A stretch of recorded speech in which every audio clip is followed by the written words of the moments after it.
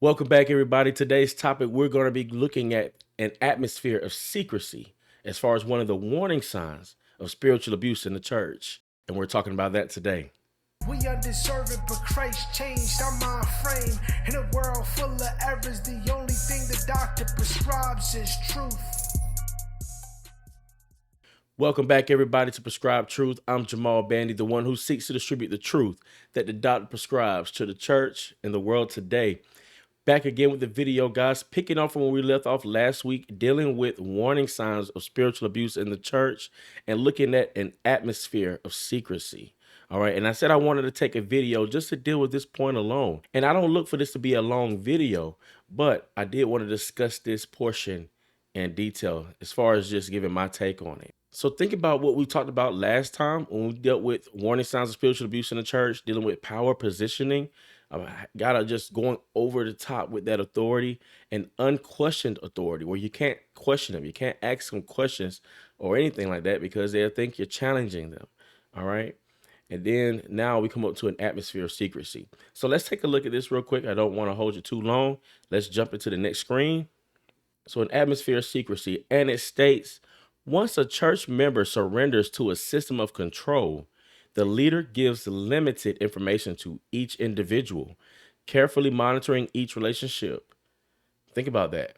All right, just only a piece of information just to one person and then another piece of information to another, just to have control. All right.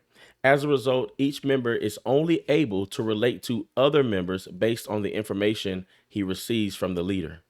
Now, when I read this paragraph, guys, this kind of gave me that idea of cliques in the church. And this is something that is done by the leader. I'm not talking about that group of people over here get along better than other groups of people. I'm not talking about that. Even though we're all brothers and sisters in Christ, there are brothers and sisters that you congregate more with, converse more with than others, and we're not talking about that.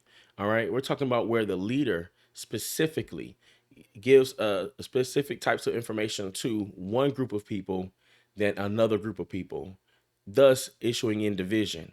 All right. And so it forms cliques. What we used to deal with something called the inner circle.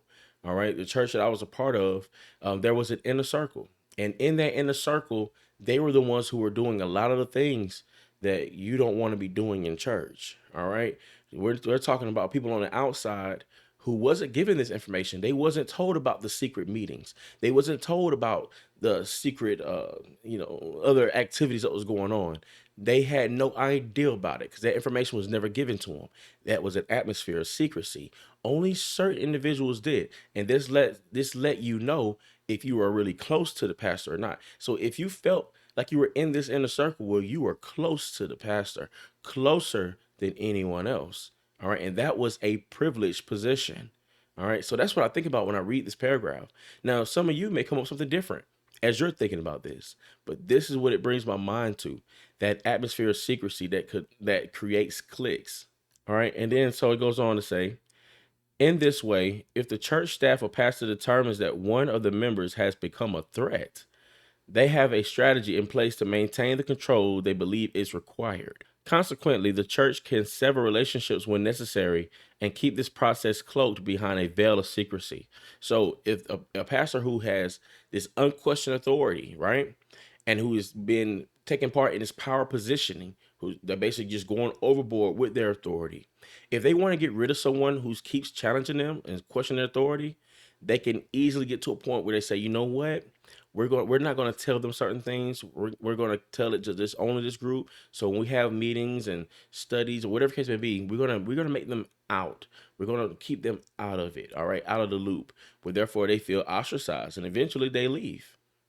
You know, and then the pastor can say something like, "Well, that's their choice. No one told them to go. That's on them." When really they were pushed out.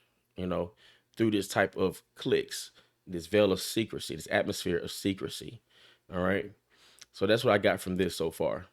All right. So continuing on, secrecy may also cloak the area of finances. Pastors may make brazen appeals for money, yet offer no assurance that the finances of the church are handled with accountability and integrity.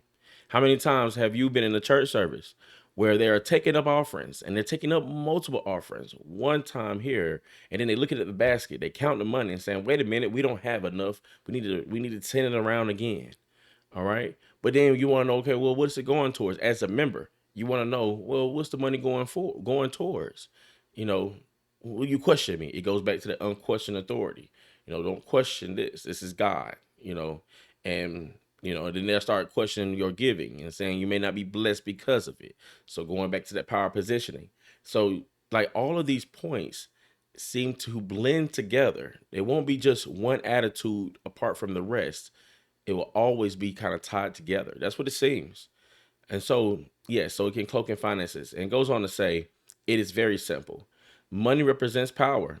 Ultimately, control comes down to the issue of power. Therefore, it should be no surprise that controlling leaders will use unbiblical, not biblical, unbiblical means to manipulate people into giving.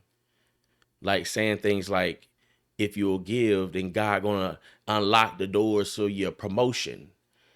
And if you give, then God's gonna unlock the doors to your relationship or your sickness, or your health. You're asking God for healing, but your healing is in your giving. See, using things like that to manipulate you into giving. Not really letting you know what they really want this money for. Not letting you know what it's really going toward. It's a veil of secrecy, an atmosphere of secrecy. And so that was my point I wanted to make here. Like I said, didn't want to take long, but I did want to just dedicate a video to this point.